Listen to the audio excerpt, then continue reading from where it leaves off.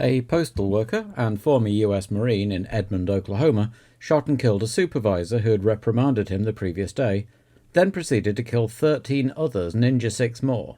It remains the deadliest workplace shooting in US history and is the origin of the phrase "to go postal." In rural Cameroon, over 1,700 people and 3,500 livestock were found dead in the aftermath of a rare geological event called a limnic eruption that caused the release of huge amounts of carbon dioxide from under Lake Nyos, suffocating the victims as they slept.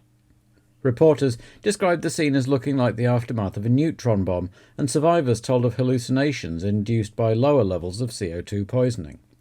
Equipment has now been installed in Lake Nyos to remove gas safely from the lake, but the phenomenon of the limnic eruption is still not fully understood. The Economist news magazine published the first version of its Big Mac Index, an illustration of relative purchasing power in different countries. Previous economic models had relied on comparing the prices of a basket of hundreds, even thousands of goods and services, but writer Pam Woodall argued that one simple item, a Big Mac, was both standardized across nations and dependent on local factors like the cost of locally sourced ingredients, wages, marketing, and so on. The Big Mac Index proved a useful rule of thumb for comparing purchasing power and predicting exchange rates, and is still published annually. And on the day of the Italian Grand Prix, the Bishop of Johannesburg, Desmond Tutu, was invested as Archbishop of Cape Town, being in both cases the first black man to hold the position. Tutu had become famous as an anti-apartheid activist and had won the Nobel Peace Prize in 1984, having been nominated in 1981, 82 and 83. Over in Italy, there was an air of cautious optimism among the Tifosi following the team's good showing in Austria. Unfortunately for their hopes of a repeat effort, Michele Alboreto had hurt his arm in a motorbike accident, and it was touch and go as to whether he'd be able to race. There was some hope for the future, though, with the confirmation that McLaren designer John Barnard had been signed up to pen Ferrari's next car, which he would controversially do from home in England rather than moving to Maranello. The fact that the Italian Teo Fabi and the Italian-owned Benetton, shod by Italian Pirelli rubber, had taken pole in Austria seemed a matter of complete indifference, even though the team were expected to go well again here. There were also 2 more Italians in the field too. Ozella rented Alan Berg's car to local driver Alex Caffey for the weekend, while Ivan Capelli, who'd driven a couple of races for Tyrrell last year, was driving for an entirely new team, the small French garage outfit AGS. In the late 50s and early 60s, French filling station owner Henri Julien had a hobby racing cars. He wasn't a great driver and eventually took an interest in the mechanical side of things. By 1969, the filling station in the small Provençal village of Gonferrand had launched its first single-seater for Formula France and formed a small racing team to enter it, and continued into making Formula 3 chassis without much success. The company, run by Henri Julien and Belgian mechanic designer Christian van der Plein, was dubbed Automobile Gonferrandaise Sportive. In 1978, despite not having had much luck in F3, the team moved up to F2 as one of the few teams constructing their own chassis. For the first 2 years they failed to score, but gradually made progress, winning their first race at the last race of the 1984 season with one Philippe Streff at the wheel.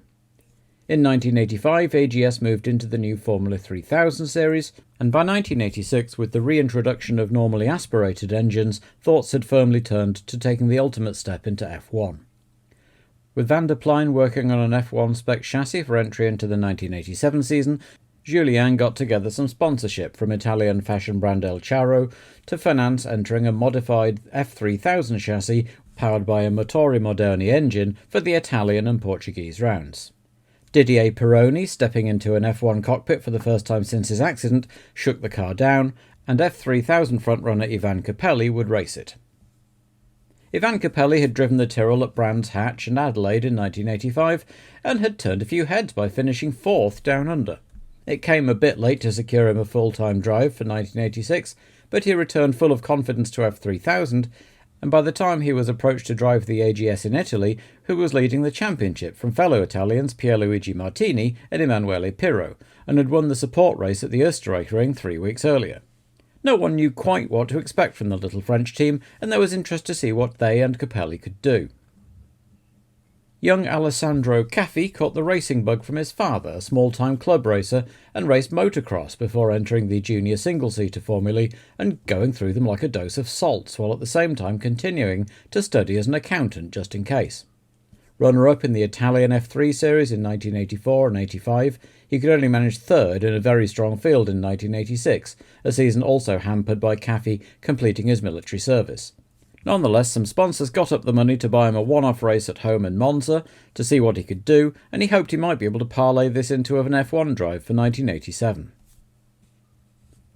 Qualifying began on Friday with no Alboreto and a flurry of blown engines dropping oil on the tracks, and the day ended with Senna on top of the heap, with the Benetton team going well as predicted, with Berger second and Fabi third. The Ferrari faithful were encouraged by Johansson's fifth spot and were cheered further on Sunday when Alboreto took to the track after resting up.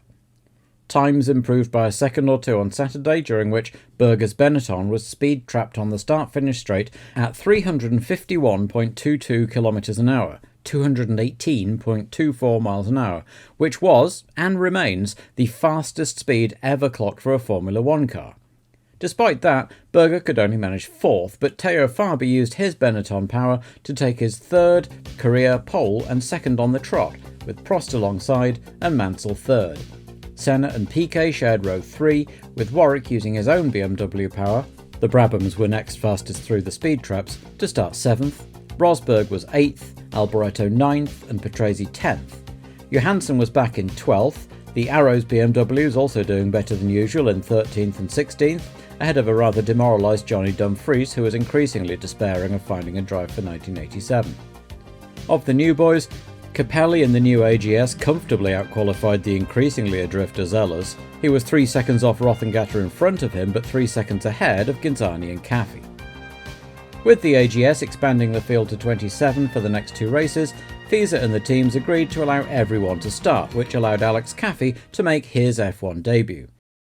So 27 cars lined up, but as the grid was cleared for the parade lap, it became obvious that something was wrong with Prost's car as the McLaren mechanics continued clustering around it.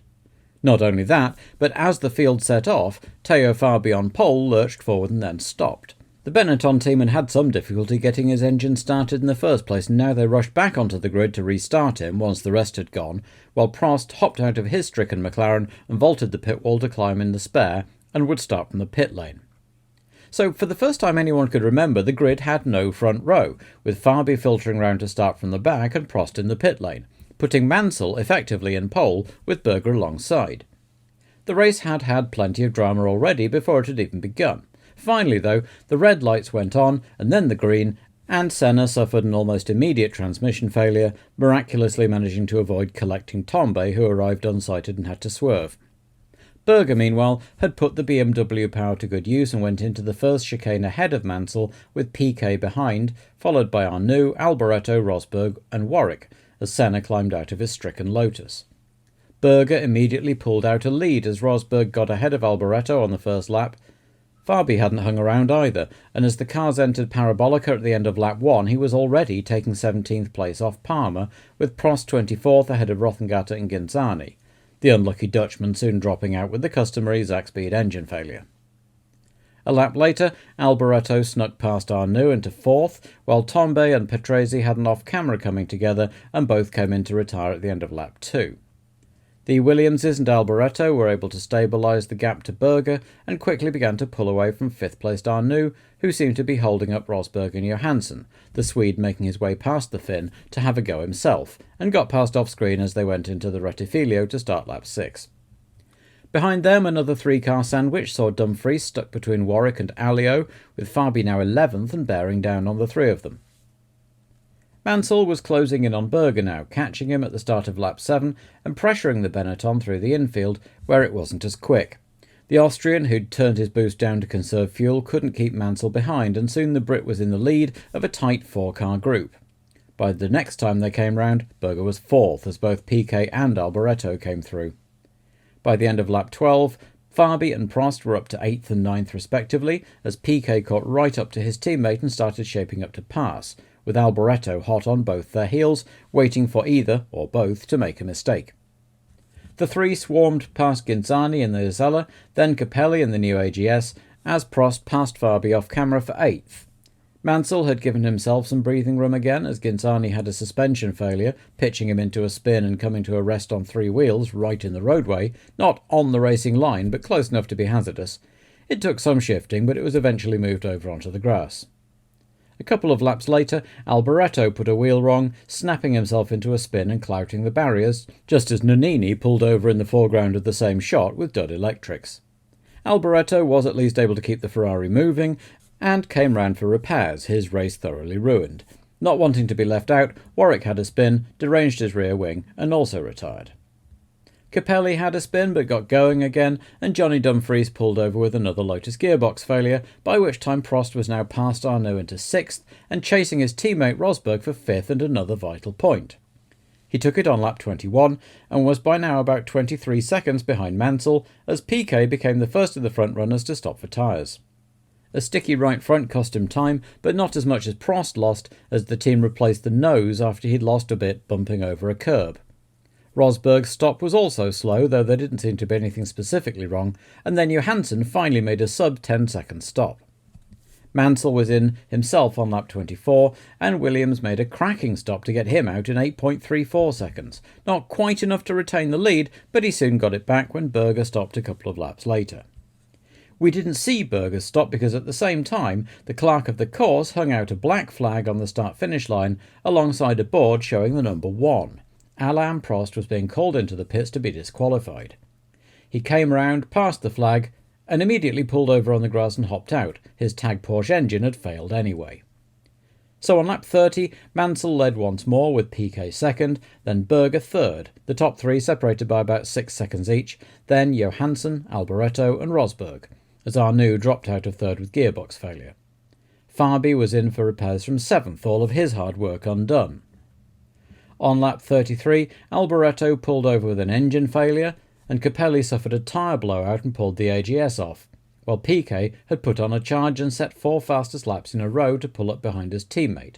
The last of those was a new lap record, as Mansell was briefly held up by passing Streff.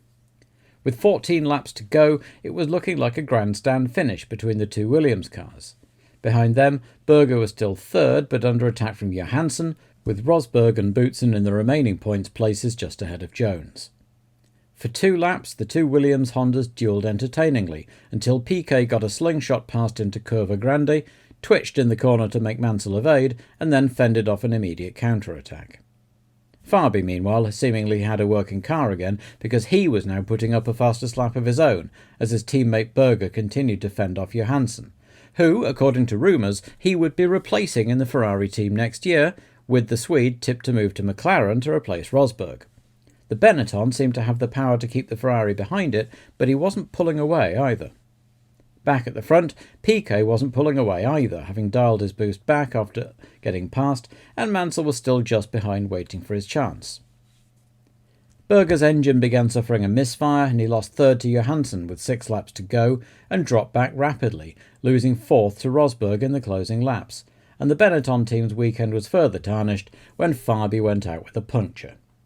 Piquet, meanwhile, had the race under total control, driving slowly away from Mansell to win the race by 9.8 seconds at the flag, claiming his 4th win of the year to equal Mansell's tally.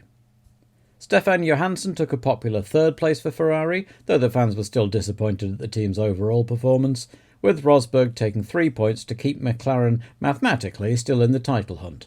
Berger salvaged 2 points for Benetton, coasting across the line with a dead BMW, and Jones pipped Boutsen to the last point.